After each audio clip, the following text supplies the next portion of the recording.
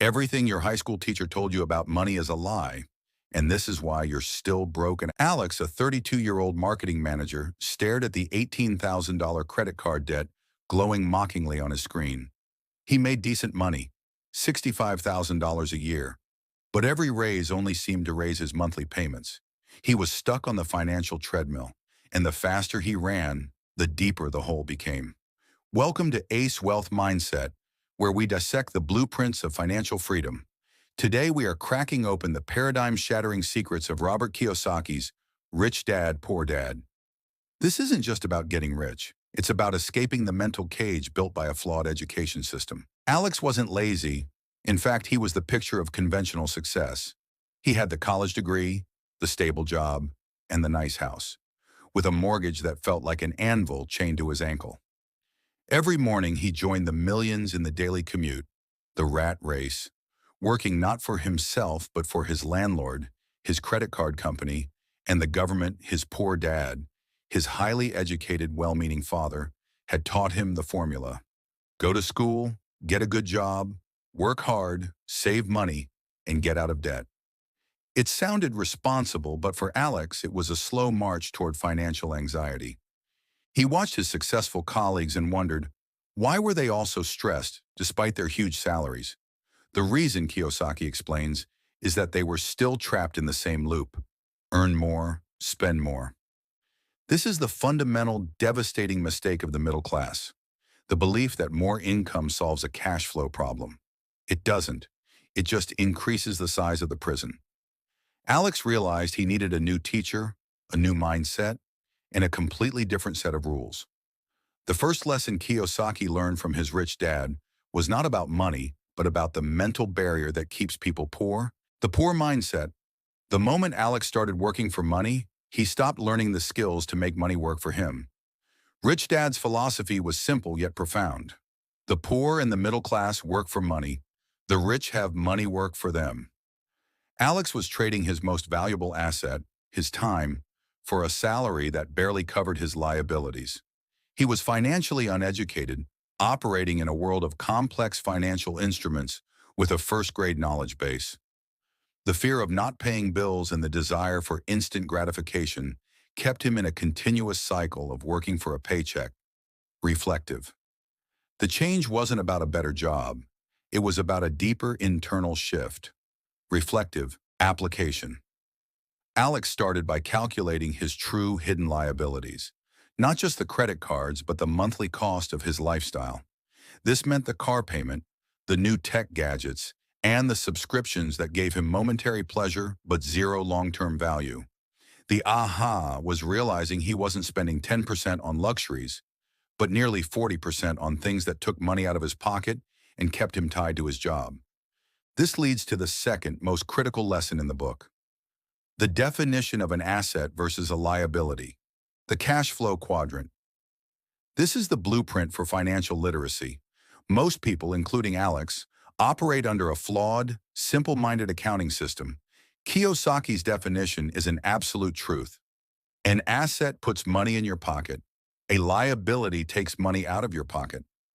The middle class believes their house is an asset, but if it generates no income and has costs like taxes and maintenance, it is, in fact, a liability. The rich buy assets that generate income and then use that income to buy luxuries. The poor and middle class buy liabilities and call them assets. Alex's balance sheet was upside down. His income went straight into the pockets of others. Excited. This is the simple, elegant structure of wealth that school never teaches you. Excited. Application.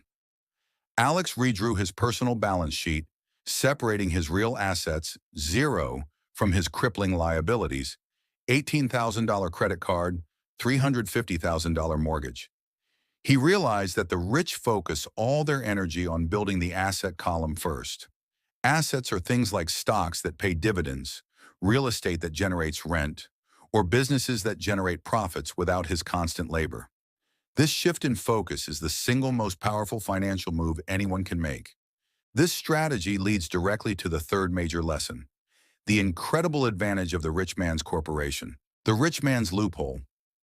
A major secret of the rich is that they operate their income through a corporate structure.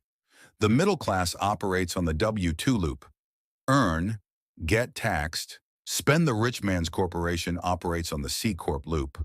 Earn, spend pre-tax, get taxed. This allows the rich to pay for business expenses, cars, travel, meals, before they pay taxes on the income. Poor dad had taught Alex to pay his taxes first, then try to live off the scraps. Rich dad taught his son to build a corporation first and let the government subsidize his business growth. Alex, as an employee, was legally disadvantaged from the start. And reflective. The difference in these two cash flow patterns is the difference between decades of struggle and true financial freedom. Reflective application. Alex, realizing this massive tax advantage, immediately began looking into how he could form his own single-member LLC to run a small side hustle. He understood that even a small passive income source could leverage the corporate structure to dramatically reduce his personal tax burden and shield his growing assets. This isn't cheating. It's legally playing by the rich man's rules. This newfound awareness required a new skill set, which brings us to the fourth major lesson: the fundamental importance of financial literacy. The three core skills. Kiyosaki argues that financial success is not about specialization, but about three core, interconnected management skills: the ability to manage cash flow, the ability to manage systems, and the ability to manage people. Alex had been focusing only on one type of cash flow, his W-2 paycheck. He had no system for investing and no way to leverage other people's time or money. Rich Dad taught that true power lies in knowing how to find great people to run your systems and generate cash flow. Investing isn't just buying a stock. It's knowing how to find an underpriced asset, finance it, and manage it to produce income. Excited. The goal is not to be a specialist. The goal is to be a master of the financial game. Excited in application. Alex started by shifting his reading habits. Instead of marketing books, he devoured materials on accounting, tax law, and real estate investment. He began to see the world not as an employee but as a potential owner. He started tracking the monthly cash flow of hypothetical assets, using a simple spreadsheet to model how a small rental property could generate $200 per month in passive income. This was the practical, tangible step of shifting his mind from a salary mentality to an asset acquisition mentality. This final realization changes the very purpose of work, which is the fifth and final lesson: why you should be working to learn, not to earn, the true value of a job. The middle class views a job as a source of income. The rich view a job as a temporary training ground. Kiyosaki's rich dad encouraged him to find jobs not for the paycheck size, but for the skills they provided.